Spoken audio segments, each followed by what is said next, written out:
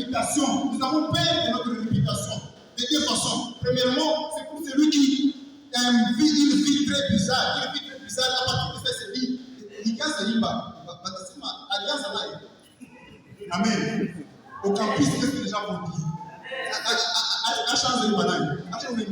Amen. La réputation comme facteur qui nous empêche à poser des actions pour Dieu. Dieu te met à cœur de commencer à chanter, mais tu regardes, alléluia.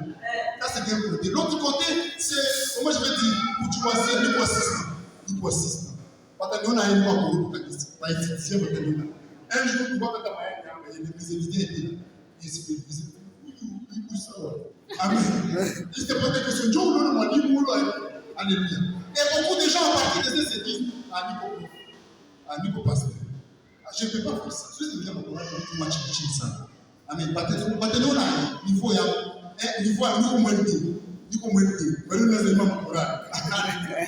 alléluia. La réputation comme un facteur qui nous pousse à ne pas poser des actes. Alléluia. Les responsabilités aussi comme un facteur. Beaucoup de responsabilités. On a le pouvoir, on a un travail qui vous prend beaucoup de temps. Et vous avez envie d'aller à la réputation, mais vous manquez de temps. Vous avez envie de servir le Seigneur, mais les occupations, le pouvoir vous empêchent. Mais il y a un monsieur dans la Bible que j'ai aimé, il s'appelle Daniel. La Bible dit qu'il n'était pas simplement gouverneur, mais il était le chef des gouverneurs. Il était super occupé. Il était tellement occupé dans les la Bible dit que chaque fois, il priait tous les jours, 3 fois par jour. Il priait tous les jours, en dépit de ce parce qu'il n'est pas encore gouverneur. Seulement, il travaille pour vivre. On ne gagne qu'il est respectable. Quand tu vas gouverner, est-ce qu'on te regarde? Alléluia. L'autre facteur qui empêche aux gens de produire, de faire des actions, c'est la paresse. Et cette paresse vient de Satan. L'autre facteur, c'est la conversion superficielle. Ils ne sont pas nés de nouveau.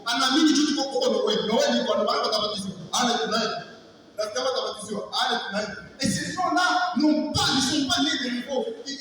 Ils ont une conversion superficielle. Ce qui fait qu'ils seront une bombe à retardement de l'Église. On peut penser qu'on a beaucoup de chrétiens alors qu'on en a peu. Alléluia. L'autre élément, c'est les candidatons, le complexe de supériorité ou d'infériorité. J'ai déjà parlé. La personnalité même de quelqu'un, nous avons des personnalités différentes. Il y a certaines personnalités où on a tendance à être un peu passif. Alléluia. Les expressions négatives des actions passées. Par exemple, tu étais à Calais, tu étais dans une église et tu as travaillé là-bas, tu as posé des actions, mais il y a eu des retours. Mais quand tu es dans la liste, tu crains, tu dis, si je pose les mêmes actions, là, voici le comportement, voici ce que ça fait faire. Et souvent, on a tendance à réviser. Mais quelles sont les conséquences de ne pas poser des actions? Et on a des informations. Si vous savez et vous ne posez pas des actions, quelle est la conséquence? La première, c'est que vous retardez le royaume de Dieu. Vous retardez le royaume de Dieu. Vous freinez l'expansion du royaume. Beaucoup de gens devraient déjà, depuis de cette église, ils avaient déjà commencé à chanter. Beaucoup de gens, je t'assure. Que des gens qui attendent que tu commences à prêcher pour qu'ils viennent à l'église. Que des gens qui attendent de voir un modèle, une jeunesse qui sert le Seigneur, qui travaille pour le Seigneur, qui va les stimuler à aller de l'avant. Donc la conséquence de ne pas poser des actions alors que vous avez des informations, c'est que vous retardez le royaume de Dieu. Vous retardez le royaume de Dieu. Vous retardez le royaume de Dieu. Vous freinez l'expansion du royaume. Alléluia. Alléluia. Luc chapitre 8, verset 7, il dit on n'allume pas une lampe pour la cacher. On la met ici, les chandeliers pour éclairer tout le monde. Tu sais, tu as des informations et Dieu veut que tu puisses travailler pour lui. Alléluia. Deuxième inconvénient, c'est le dysfonctionnement du corps de Christ. Nous sommes un corps et chacun de nous a reçu quelque chose. 1 Pierre chapitre 4, verset 10, la Bible dit que chacun d'entre vous met dans la disposition des autres ce qu'il a reçu. Chacun signifie sauf personne. Alléluia. Sauf personne. Que chacun d'entre vous met dans la disposition des autres ce qu'il a reçu. Nous sommes un corps. Imaginez si la couche ne fonctionne pas. Imagine ce dysfonctionnement-là. Tu es à la base du dysfonctionnement du corps de Christ à l'église. Alléluia. Dysfonctionnement. Imagine si l'estomac ne travaille pas. Alléluia. Quatrième inconvénient.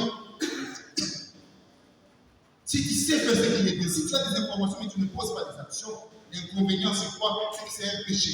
C'est un péché. La Bible dit dans Jean chapitre 4, c'est celui donc qui sait faire ce qui est bien et qui ne le fait pas, il commet un péché. Tu sais chanter que c'est bien, mais tu ne le fais pas, c'est un péché. Tu sais donner l'offrande, c'est bien, tu ne sais pas, mais tu donnes, c'est un péché. Alléluia. L'autre élément, notre inconvénient, c'est que si tu ne poses pas des actions, tu retardes même l'accomplissement de certaines étiquettes. Alléluia. Combien de requêtes sont basées sur simplement les services que nous faisons pour le Seigneur. Dès que tu entres dans les services, le Seigneur commence à faire des choses. Un jour, la Bible parle de Corneille, alors que Corneille avait dit qu'il était un homme pieux, il travaillait pour le Seigneur, il était pieux, mais la Bible dit qu'il priait chaque jour, mais ses requêtes n'étaient pas exaucées.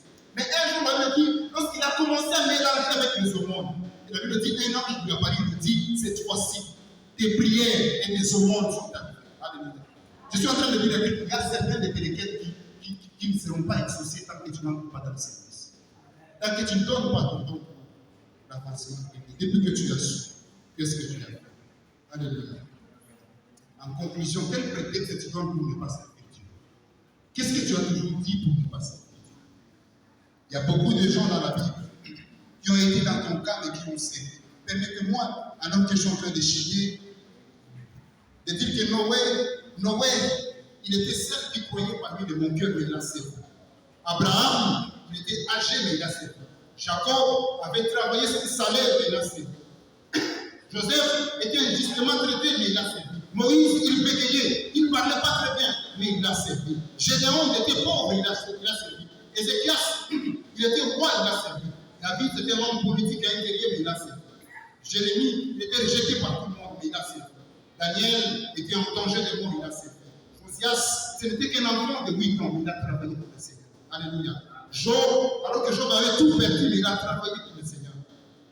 Joseph était dans un cercle vicieux, mais il a travaillé. Néhémie, malgré les intimidations, il a travaillé. Anne était stérile, il a travaillé. Ruth était d'origine maudite, mais il a travaillé. Jésus n'avait pas où mettre sa tête, la Bible dit, mais il a travaillé. Jean-Baptiste, il vivait dans les déserts, mais il a travaillé. Alors que Paul avait une maladie, mais il a continué à travailler. Alléluia. Matthieu c'était un agent de l'État, il a travaillé. Zacharie, alors qu'il était impopulaire, on ne le connaissait pas, il a travaillé. Corneille était militaire, il a travaillé. Thomas avait une petite femme, mais il a travaillé quand même. Marc était célibataire, il a travaillé. Les célibataires aussi sont concernés. Alléluia. Timothée était timide, mais il a travaillé. Luc était médecin, il a travaillé. Pierre était peu instruit, il n'avait pas de diplôme de licence, mais il a travaillé. Quel est le prétexte que tu donnes pour ne pas servir le Seigneur? La Bible dit dans Naomi, chapitre 1, le verset 9.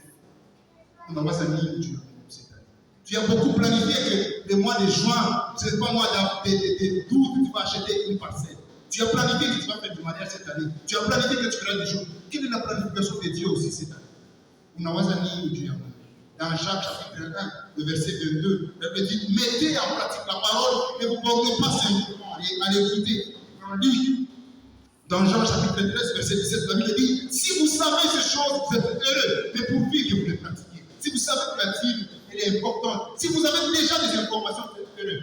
Si vous savez que l'intercession a besoin de vous, vous êtes heureux. Si vous savez que la diaconie a besoin de vous, vous êtes heureux. Mais à condition, pour peu que vous les pratiquiez. Alléluia. Et dans Luc, au chapitre 12, verset 47, la Bible dit que le serviteur qui ayant connu la volonté de son maître, mais qui n'a pas agi selon cette volonté-là, il sera frappé de beaucoup. Nous serons punis sévèrement parce que nous avions su. Nous avions eu des informations pour l'Église. Nous ne l'avons pas fait. Nous avions laissé tomber les Écritures. Alléluia. Dès que tu as su, qu'est-ce que tu as fait et quel est pour toi l'éternel de cette année. Alléluia. Depuis que tu as su, qu'est-ce que tu as fait? Je vais inviter le frère du département d'évangélisation pour continuer la suite de Dieu.